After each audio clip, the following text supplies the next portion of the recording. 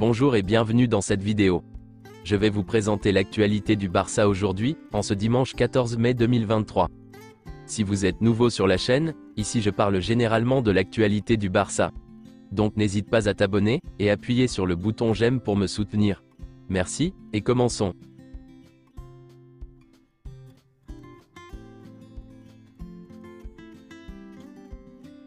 Joyeux anniversaire à l'ancien joueur de Barcelone, Yaya Touré, a fêté hier ses 40 ans.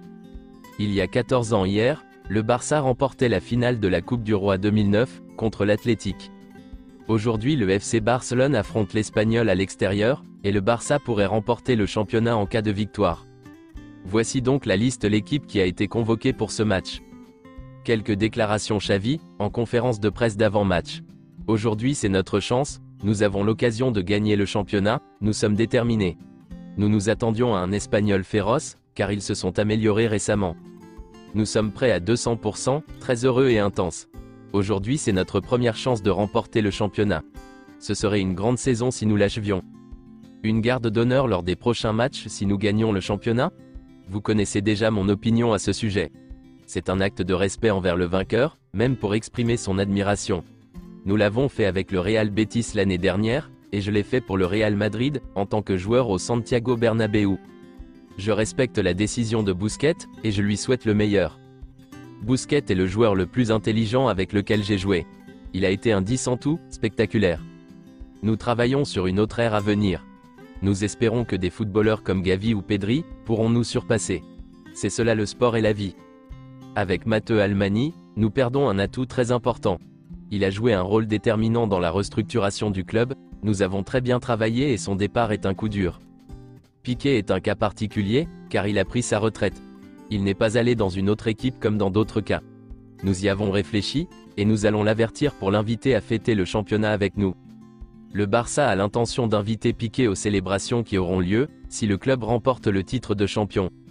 À moins que Xavi ne décide d'abandonner le système à 4 milieux de terrain, et de jouer à nouveau avec 3 attaquants, Rafinha devrait débuter sur le banc contre l'Espagnol.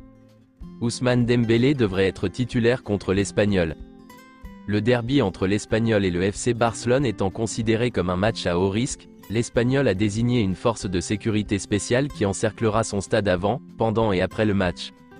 Quelques déclarations de Joan Laporta. Vous pouvez vous calmer. Ce club appartiendra toujours à ses membres, il ne sera pas vendu.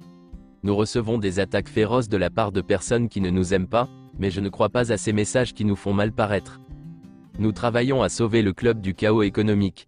Nous devons veiller à ne pas revenir à la situation dont nous avons hérité. Le FC Barcelone affrontera le Real Madrid, Arsenal, l'AC Milan et la Juventus, lors de sa tournée de pré-saison aux États-Unis. Le Barça gagnera 12 millions d'euros, grâce à la tournée de pré-saison aux États-Unis, et jusqu'à 14 millions d'euros avec les produits dérivés. Le FC Barcelone a reçu la licence de l'UEFA pour disputer la Ligue des Champions, pour la prochaine saison.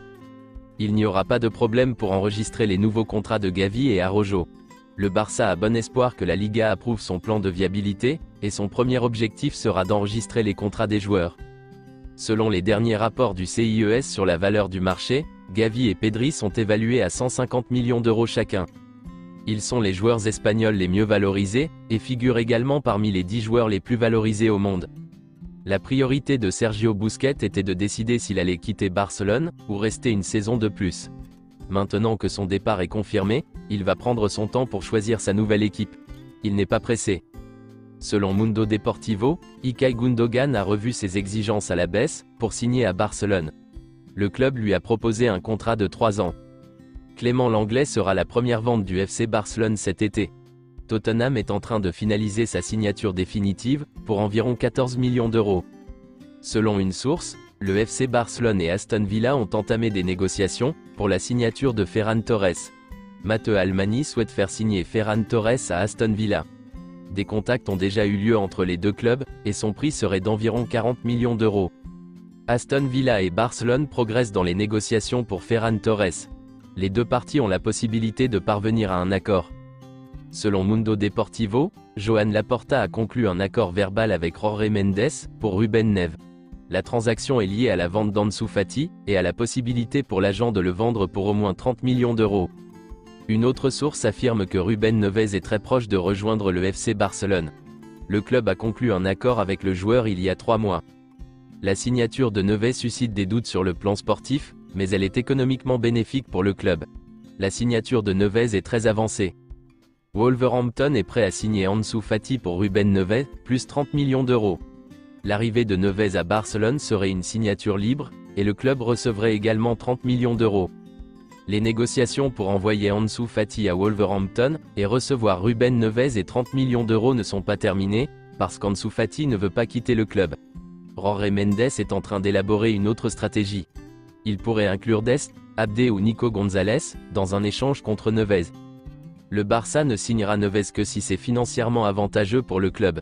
Zubimendi est le favori de Xavi, mais il est trop cher pour le club. Amrabat est une autre option, mais la Fiorentina veut 40 millions d'euros pour lui. Le Barça ne pourra réaliser qu'un seul gros transfert cet été. Xavi doit choisir entre Martin Zubimendi et Juan Foyth. L'un ou l'autre coûterait environ 60 millions d'euros. Martin Zubimendi, Sofiane Amrabat et Guido Rodriguez sont les options envisagées par le FC Barcelone pour remplacer Sergio Busquets. Les négociations entre Deco et Barcelone progressent bien. Les négociations se poursuivront dans les prochains jours pour trouver un accord sur les détails de son poste. Deco est tenté par cette opportunité après le départ d'Almani du Barça. C'est tout pour aujourd'hui, et merci d'avoir suivi la vidéo. Mettez un j'aime si la vidéo vous a plu, et n'hésitez pas à vous abonner pour ne pas manquer les prochaines vidéos. Merci et à bientôt.